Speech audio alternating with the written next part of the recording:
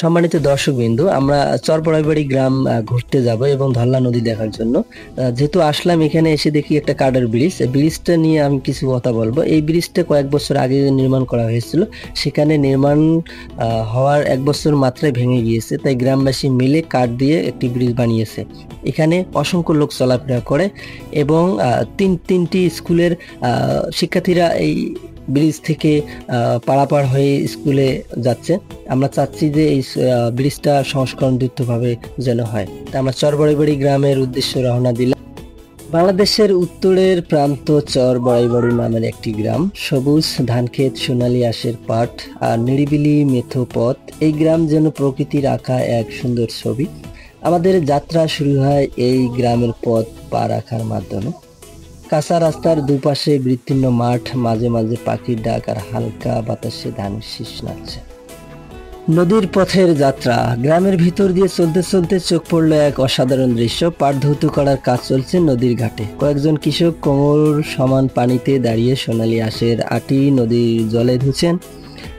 এই দৃশ্য আমাদের যাত্রায় এক ভিন্ন রং যোগ করলো। আমাদের গন্তব্য ছিল ধল্লা নদীর। নদীর দিকে যেতে গিয়ে অবাক হয়ে দেখলাম গ্রামের মানুষ দুটি বড় তেলের ড্রাম একসাথে বেঁধে তার উপর কাঠ বসিয়ে বানিয়েছে এক অদ্ভুত ভেলার মতো বাহন।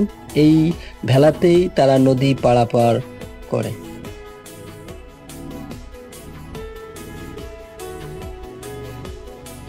আমরা যখন সেই ভেলায় নদী পার হওয়ার প্রস্তুতি নিচ্ছি, তখন কয়েকজন শিশু দৌড়ে এসে আমাদের ঘিরে ফেললো।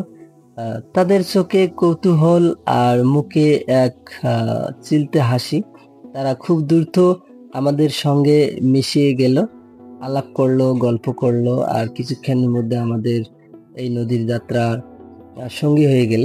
তাদের হাসি আর উচ্ছ্বাস আমাদের মন ছুঁয়ে গেল। অসংখ্য আমি নদীটা পার হওয়ার প্রস্তুতি নিচ্ছি, যে পার হব। একটা লাফ দিয়ে পার হইলাম।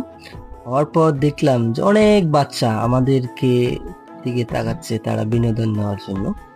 কারণ যেহেতু বাচ্চারা আমাদের ভিডিও প্রায় দেখে, কারণ সবাই ভালোবাসে। এই ভালোবাসার জন্য তাদের করুণ একটা হাততালিতে আমাকে অনুধাবন করলো।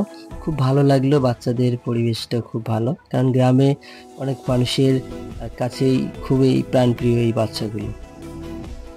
নদীর ওপারে যেতে যেতে চারপাশে চোখে পড়লো জীবনের নানা রং। কেউ ধান কেটে চারা রোপণ করছে, কেউ পাট কেটে গুচ্ছ করছে, আবার কেউ নদীতে পাট ধৌত করছে। পুরো এলাকা জুড়ে কৃষির ব্যস্ততা। এই দৃশ্য যেন গ্রামীণ জীবনের প্রাণ সম্পদ। বাচ্চারা হুইলুজ করতেছে আমার সাথে সাথে। এইভাবে নদীর পাড়ে আমরা চলে আসলাম। নদীর ধারে গিয়ে দেখি কিছু মানুষ নৌকায় চড়ে ধল্লা নদী পার হচ্ছে। কারো হাতে বাজারে ঝুলি, কারো হাতে মাছ ধরার জাল। এই নদীর তাদের জীবন, তাদের যাতায়াতের মাধ্যম, এই জীবনের উৎস নৌকা ভবন। খুবই ভালো লাগে। গ্রামীণ খুবই অসাধারণ একটা দৃশ্য। এরই মাঝে কয়েকজন ছেলে মেয়ে বাঁশের খড়খড়ি দিয়ে তৈরি মঞ্চের মতো জায়গায় গান গাইতে শুরু করবে এবং আমাদেরকে কিছু বিনোদন দিবে। আমরা এই প্রত্যাশা নিয়ে তাদের কিছু বিনোদনের আমরা গান শুনবো। চতুর্দিকে যে মনোরম পরিবেশ, হিমেল হাওয়ার বাতাস, খুব ঠান্ডা। ধরলা নদীর তীরে কয়েকটি পুরনো গাছের, শিরীষ গাছের ছায়া মেলে আছে। বিকেলের দিকে এখানে ভিড় জমে যায় গ্রামবাসী। কেউ গল্প করে, কেউ হাসাহাসি, কেউ বা চা হাতে বসে সময় কাটায়। গাছের ফাঁক দিয়ে নদীর জল ঝিলমিল করে। দূরে দেখা যায় মাছ ধরা নৌকা ও আড্ডায় জায়গা শুধু সময় কাটানোর নাম। এখানে মিশে আছে বন্ধুত্ব, স্মৃতি আর গ্রামের মানুষের সহজ সরল জীবনযাত্রা। আমরা বাচ্চাদের সাথে হ্যান্ডশেক করলাম। হ্যান্ডশেক করার পর তারা বলতেছে তারা আমাদেরকে একটা গান শোনাবে। বাচ্চারা প্রস্তুতি নিচ্ছে মাটিতে বসে, সেই ধুলো মাখা মাটিতে। আমি চেষ্টা করব তাদের ভালো একটা বিনোদন নেওয়ার জন্য। আর সেই বিনোদনে তারা সুন্দর একটি গান আমাদেরকে উপভোগ করে শোনাবেন। আশা করে আপনারা শুনতে থাকুন, দেখতে থাকুন এবং বাচ্চারা কি গান বলে সেটা মনোযোগ সহকারে শুনুন। বাচ্চারা যে গানটি বলবে আমরা সেই গানটা আপনাদেরকে শোনাই দিব ইনশাআল্লাহ। কে দিল ফিতের বেড়া লেচুর বাগানে লেচুর বাগানে লেচুর বাগানে কমলা বাগানে তুই গো কমলা বাগানে। তাদের গান শুনে আমি মুগ্ধ হয়ে গেছি। আমি সেই গানটা উপভোগ করতেছি। আপনাদের মাঝে দেখতেছেন যে আমি হাততালি দিয়ে সেই আনন্দে আমি মেতে উঠেছি তাদের গান শুনে, অবাক বিষয়। যাই হোক, আমরা তাদের গানটা শুনে খুব ভালো লাগলো, আপনারও হয়তো ভালো লেগেছে। আমরা এই বলে একটু ওইদিকে যাচ্ছি, খেরবাড়ির দিকে। দেখা যাক কি আছে সেখানে। ধান ক্ষেত, তারপর আপনার বিভিন্ন গাছের বাতাসে দুলছে। আমরা চেষ্টা করব যে ভালো কিছু আপনাদেরকে দেখানোর জন্য। চলে আসুন, আমরা হয়তো বেশিক্ষণ থাকবো না এখানে। খেরবাড়িটা অবশ্যই দেখা হয়ে গেল। অটোমেটিক আমরা এখন বাড়ির দিকে রওনা দেব। সেই হিমেল বাতাস আর খেতে চাই না, খুব ঠান্ডা লাগতেছে, তাই চলে আসলাম। এখানে দেখলাম যে দুইজন মুরব্বী মিলে যেটা গন্ডা নামে, যে আটকোড়া নামে খেলা, সেই খেলতেছে। আমি সেটাও দেখলাম এবং পরিশেষে সবার কাছ থেকে বিদায়ের রজনী নিয়ে আমরা বিদায় নেব। সবশেষ ধল্লার সৌন্দর্য আর গ্রামের সরল জীবনের স্বাদ নিয়ে আমরা ফিরে এলাম চরবড়াই বাড়ির মৃত পথে। পৌঁছানো হয়ে গেল। শিশুদের হাসি, কৃষকদের পরিশ্রমের দৃশ্য আর নদীর ঢেউয়ের মিষ্টি শব্দ এই যাত্রা আমাদের মনে কাড়িয়ে দিল। বাংলাদেশের গ্রামগুলোতে এখনো আছে প্রকৃতির নিখুঁত সৌন্দর্য, মানুষের আন্তরিকতা আর জীবনের সরল আনন্দ।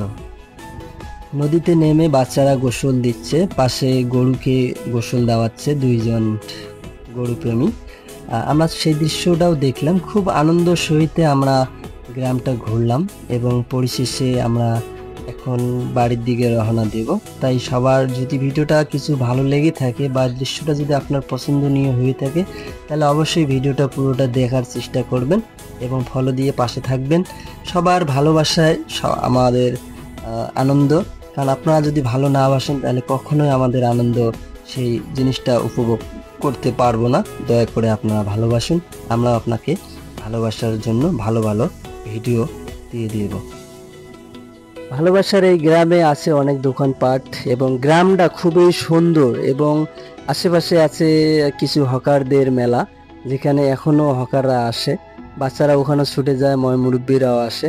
তাই আমরা রাস্তায় ধরে আবার গাড়ি দিয়ে রওনা দিলাম বাড়ির দিকে। সবাই ভালো থাকবেন, সুস্থ থাকবেন, আর ভিডিওগুলো সবাই সবসময় দেখার চেষ্টা করবেন, কারণ চরবড়াইবাড়ি গ্রাম দেখাতে খুব ভালো একটা জায়গা। এটা হলো কুড়িগ্রাম সদরে হলখানা ইউনিয়নে এই জায়গাটি পড়ছে, চরবড়াইবাড়ি। অবশ্যই আপনারা ঘুরে আসবেন এবং দেখার আমন্ত্রণ রইল সবার জন্য। ধন্যবাদ, ভালো থাকবেন, সুস্থ থাকবেন, এই করে বিদায় নিচ্ছি। আল্লাহ হাফেজ।